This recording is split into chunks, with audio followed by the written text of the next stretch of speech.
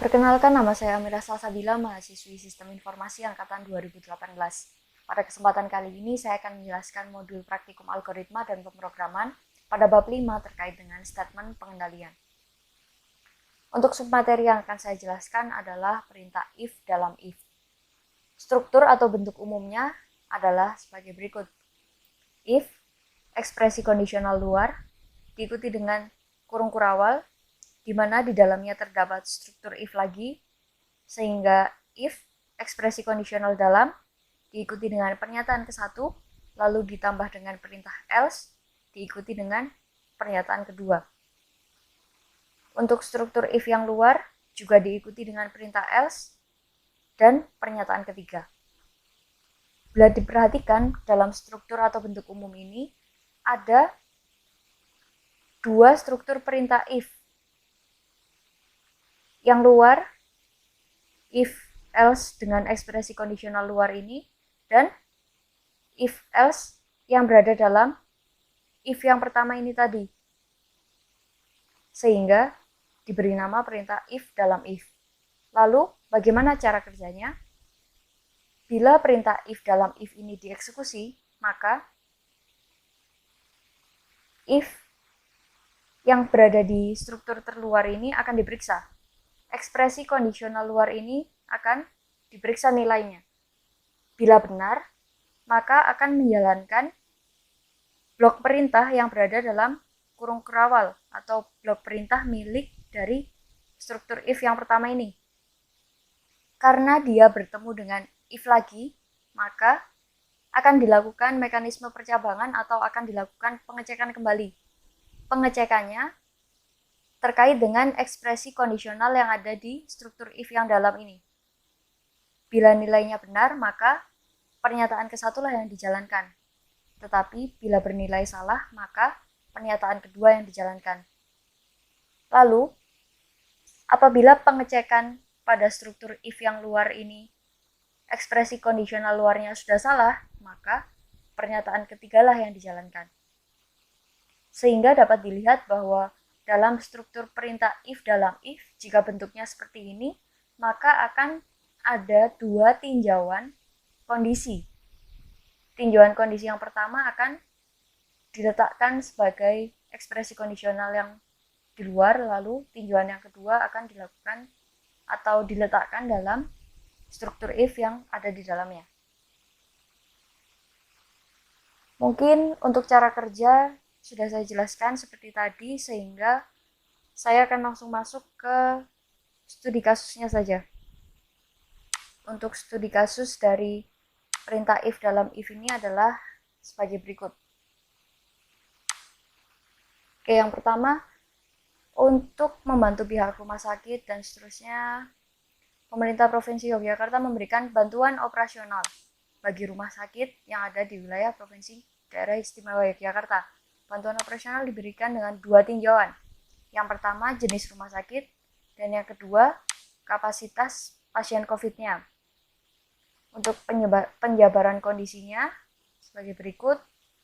Untuk rumah sakit pemerintah atau daerah yang berkapasitas menampung pasien COVID di atas 2.500, maka diberi bantuan 500 juta per bulan.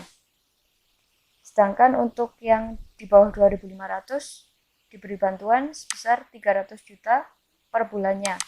Ini untuk rumah sakit pemerintah atau daerah. Lalu untuk jenis rumah sakit yang swasta, bila kapasitas pasien COVID-nya di atas 2.500, maka bantuannya sebesar 350 juta. Sedangkan untuk yang kapasitas di bawah 2.500, bantuannya 150 juta. Perintahnya adalah buatlah program yang dapat membantu pemerintah untuk menghitung jumlah bantuan operasional yang dibutuhkan dengan input data. Input datanya ini kapasitas pasien COVID dari rumah sakit daerah atau swasta, dengan catatan ini pada kuartal terakhir, sehingga bulannya ada 3, Oktober, November, Desember. Oke, kita pahami terlebih dahulu studi kasusnya. ada dua tinjauan kondisi. Yang pertama jenis rumah sakit, lalu kapasitasnya. Untuk jenis rumah sakitnya, pemerintah atau daerah dan rumah sakit swasta. Untuk kapasitasnya di atas 2.500 atau di bawahnya. Yang nanti akan dikondisikan di sini adalah bantuan operasionalnya. Karena yang diminta untuk menghitung jumlah bantuan, sehingga ini nanti besaran dari bantuan operasionalnya akan dikalikan sesuai dengan ini. Asumsinya 3 bulan, sehingga akan dikali 3 untuk setiap rumah sakitnya. Oke, mungkin langsung kita coba aja. Oke, langsung kita mulai aja coding programnya. Jadi seperti biasa, diawali dengan include iostream, lalu using namespace std, dan fungsi mainnya seperti biasa return 0. Oke, mungkin dibiasakan untuk awal program sebaiknya dituliskan dulu judul programnya apa, bantuan operasional rumah sakit wilayah Provinsi Daerah Istimewa Yogyakarta. Lalu jika kita kembali kepada case study-nya, di sini ada dua tinjauan ya. Yang pertama jenis rumah sakit, yang kedua kapasitas pasiennya. Untuk jenis rumah sakit, modelnya akan saya buat menu. Sehingga di sini kita akan tampilkan untuk menu yang pertama, rumah sakit daerah atau pemerintah. Lalu untuk menu yang kedua, rumah sakitnya pilihannya adalah rumah sakit swasta. Oke. Lalu karena kita akan meminta input dari user, kita tuliskan di sini input jenis rumah sakit 1 atau 2. Ya seperti ini. Lalu input dari user akan kita simpan di variabel misalkan jenis rumah sakit. Karena saya menginginkan untuk kembalian nilainya nanti 1 atau 2, maka tipe datanya saya gunakan saja integer jenis rumah sakit. Nah, seperti ini. Baru kita mulai dari statement pengendaliannya. If jenis rumah sakitnya sama dengan 1, maka blok kode programnya nanti kita tulis di sini. Jika tidak, maka seperti ini. Tapi saya akan tambahkan syarat lagi di sini. Saya gunakan perintah else if jenis rumah sakitnya. Nah, seperti ini. Lalu untuk else-nya akan saya gunakan untuk mengantisipasi user input error. Jadi input error dari user misalkan tidak sesuai dengan yang kita inginkan, kan yang kita harapkan inputnya 1 atau 2, misalkan yang diinputkan selain itu, maka akan ditampilkan keterangan input tidak sesuai. Misal seperti ini. Oke. Sekarang kita masuk ke tinjauan yang kedua. Tinjauan dari kapasitas pasiennya. Kapasitas pasiennya di atas 2.500 dan di bawahnya. Oke, sehingga di sini kita memerlukan data kapasitas. Oleh karena itu kita minta kepada user untuk input kapasitas pasien COVID. Misal seperti ini. Lalu hasil inputannya kita simpan di variabel kapasitas. Tipe datanya integer kapasitas. Kemudian kita lakukan pengecekan lagi. Syarat yang pertama adalah kapasitasnya lebih dari 2500. Jika tidak, maka masuk di blok perintah yang ini. Jika kapasitasnya lebih dari 2500 untuk rumah sakit yang daerah. Ini mungkin kita tambah keterangan supaya lebih mudah dipahami oleh usernya. Oke, syaratnya tadi, kondisinya tadi, jika di atas 2500 maka 500 juta. Lalu tidak lupa kita kalikan dengan 3 karena asumsinya diberikan 3 bulan dan diminta untuk menghitung jumlahnya atau totalnya ya. Sehingga di sini kita butuh variabel untuk menyimpan total bantuannya, yaitu 3 dikali dengan 500 juta. 500 juta. Oke. Seperti ini. Lalu bisa langsung di-out-kan.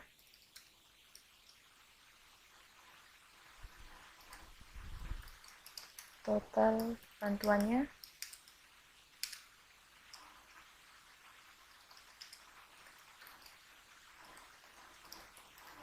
Kita tampilkan jumlahnya. Nah, seperti ini. Mungkin ini juga bisa ditaruh langsung di bawah sini. Nah, seperti ini. Jangan lupa untuk mendeklarasikan variabel total bantuan.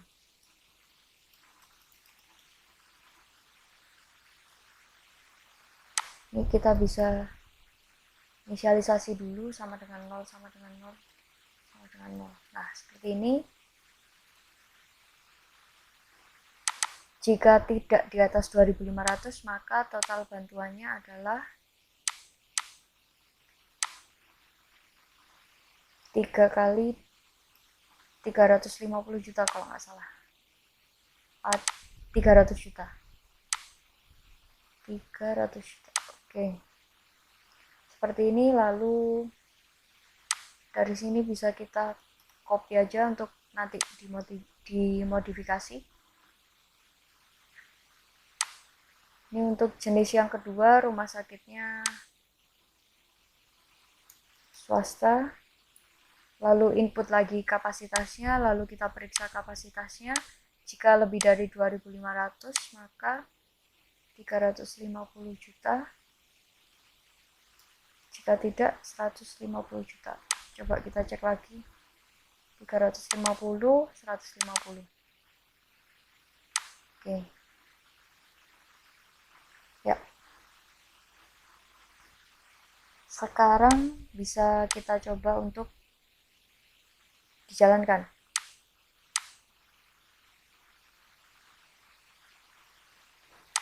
Ya, kita coba untuk dijalankan terlebih dahulu. Nah, saat kita coba untuk compile, akan diminta untuk save file terlebih dahulu.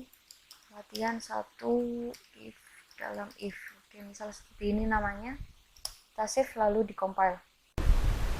Oke, setelah di-compile hasilnya seperti ini. Kita coba ya.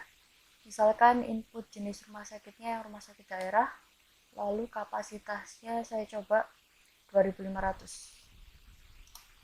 Harusnya masuk di kasus yang ini 300 juta karena dia di bawah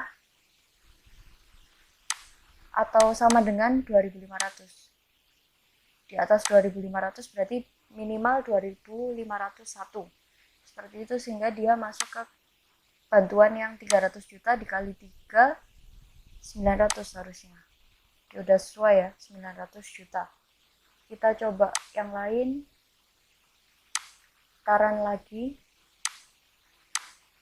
Programnya, oke, coba kita inputkan yang 2502 misal seperti ini. Dia masuk ke yang 500 juta dikali 3.